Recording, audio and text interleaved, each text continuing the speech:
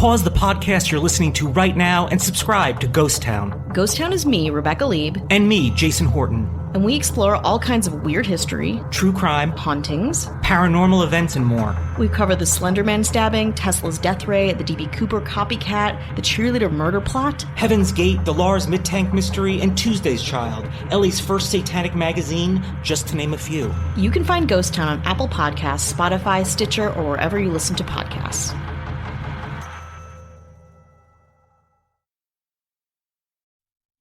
In 2009, the mysterious death of Michael Jackson. I'm Jason Horton, and this is Strange Year. As this decade, or however you determine the actual end of a decade, comes to a close, I wanted to look back 10 years to 2009. Barack Obama took office, kicking off the year. Movies like Avatar and Twilight dominated the box office. And the cryptocurrency Bitcoin was introduced by Satoshi Nakamoto, which is a pseudonym of the creator or creators of Bitcoin, and their true identity is still not known. However, at least to me, the strangest thing to happen in 2009 was the last day and death of the King of Pop. The death of Michael Jackson, June 2009.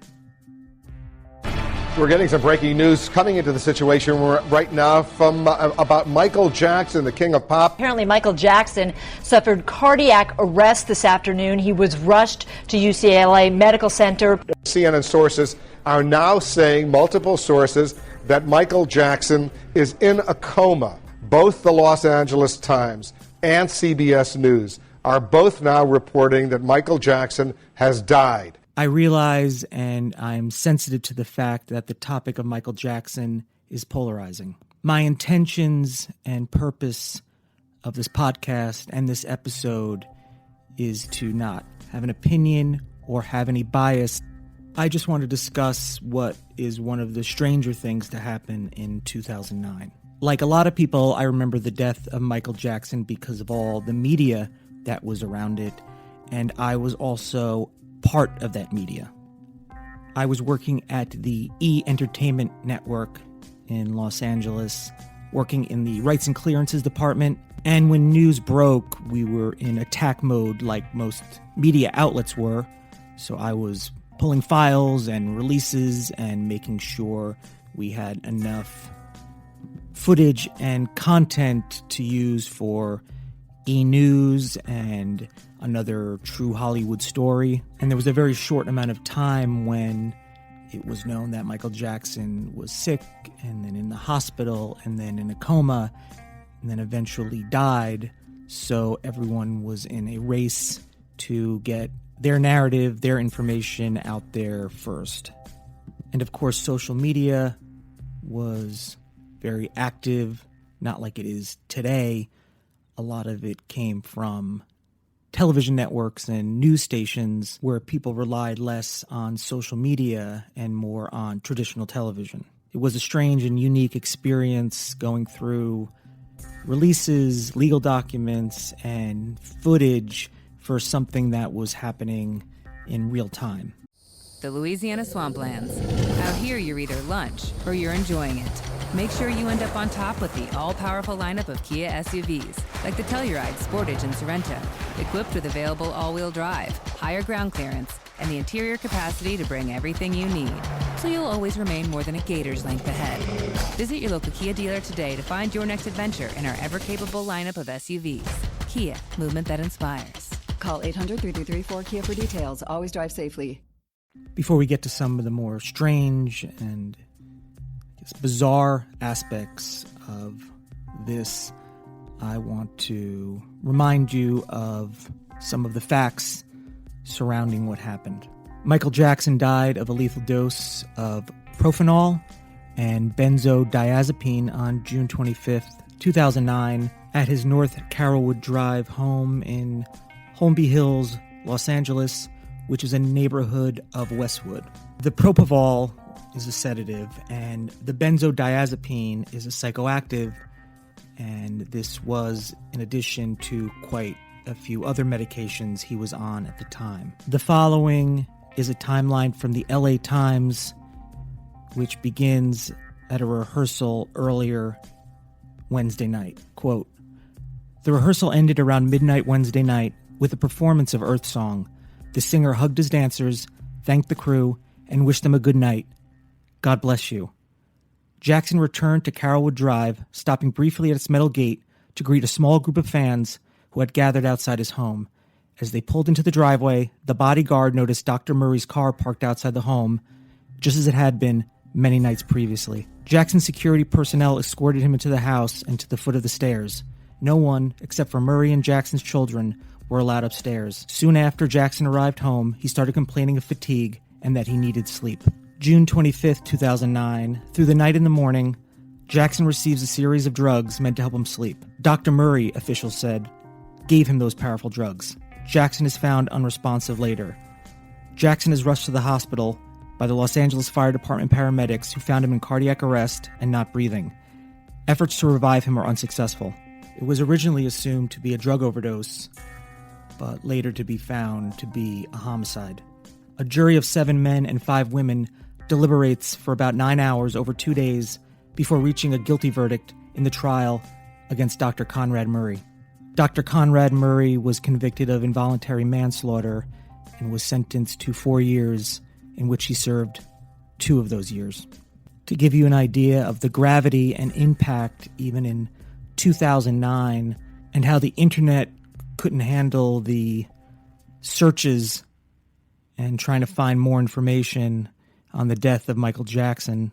The news of Michael Jackson's death crashed Twitter and Wikipedia, and Google believed that their search engine was under a DDoS, which is a distributed denial of service attack, and blocked searches related to Michael Jackson for 30 minutes, which is something I've never heard of before.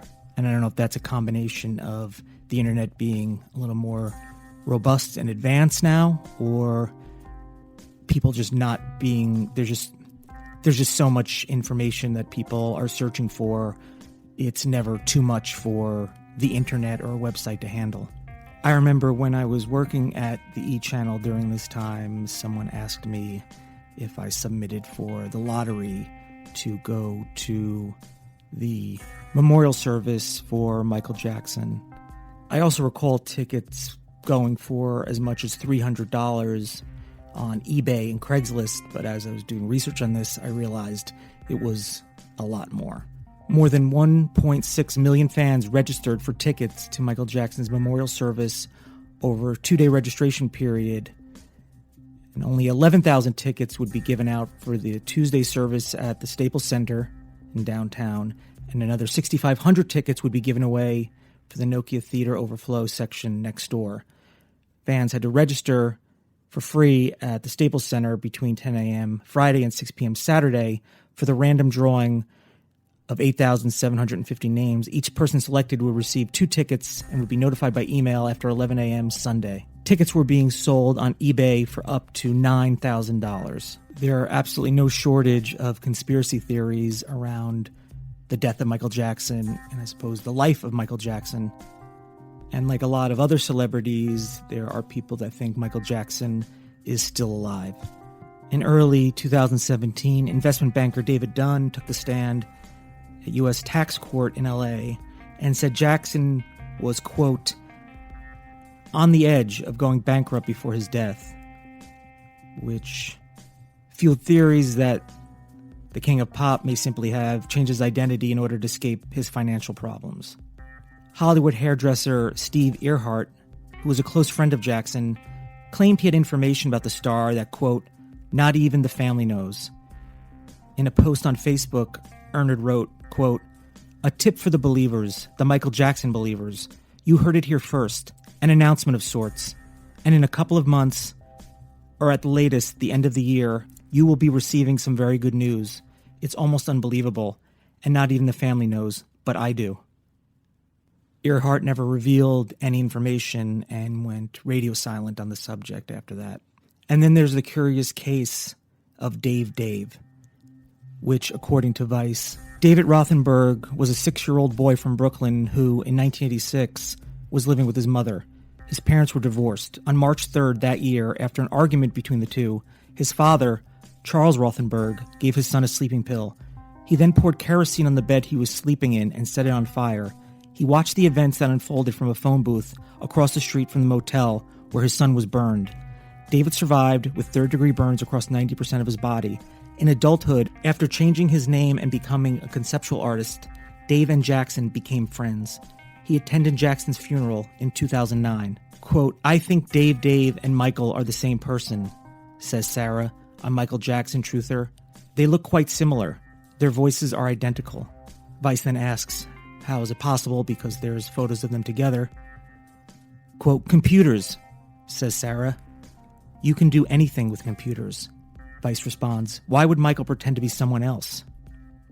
Quote, "Because people like you hounded him all his life. Journalist. He had enough. He needed to get away. He died and became Dave, and now he gets to live a good life." According to Vice, on July 15th, Dave died of pneumonia. Vice didn't get a chance to learn how Sarah believes his passing ties into Jackson's supposed plan for life after death because she stopped replying to Vice's messages. I want to thank Vice, LA Times, and Reddit. Stitcher Premium has ad-free episodes, exclusive content, and it's just a great place to listen to podcasts. If you'd like to get 1 month free of Stitcher Premium, go to Stitcher.com/premium and enter promo code Strange Year. Please rate and review Strange Year wherever you listen to podcasts. It really helps. And if you'd like to message me, you can do so on Instagram at Strange Year Pod. And I will be back next week for another episode of Strange Year.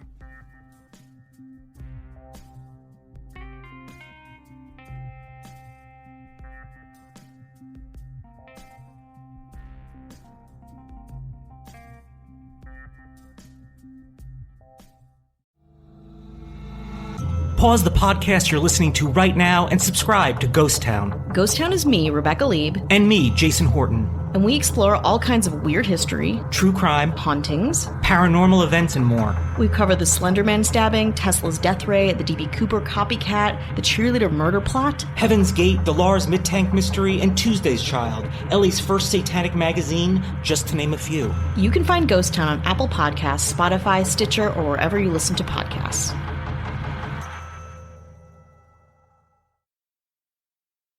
Lucky Land Casino, asking people, what's the weirdest place you've gotten lucky? Lucky? In line at the deli, I guess? Aha, in my dentist's office. More than once, actually. Do I have to say? Yes, you do. In the car before my kids' PTA meeting. Really? Yes. Excuse me, what's the weirdest place you've gotten lucky? I never win and tell. Well, there you have it. You can get lucky anywhere, playing at LuckyLandSlots.com. Play for free right now. Are you feeling lucky? No purchase necessary. Void where prohibited by law. 18 plus. Terms and conditions apply. See website for details. Leftovers. Or the DMV. Number 97. Or house cleaning. Or Chumba Casino always brings the fun. Play over 100 different games online for free from anywhere. You could redeem some serious prizes. ChumbaCasino.com. Live the Chumba life. No purchase necessary. Void where prohibited by law. 18 plus. Terms and conditions apply. See website for details. Leftovers or the DMV. Number 97. Or house cleaning. Chumba Casino always brings the fun. Play over 100 different games online for free from anywhere. You could redeem some serious prizes.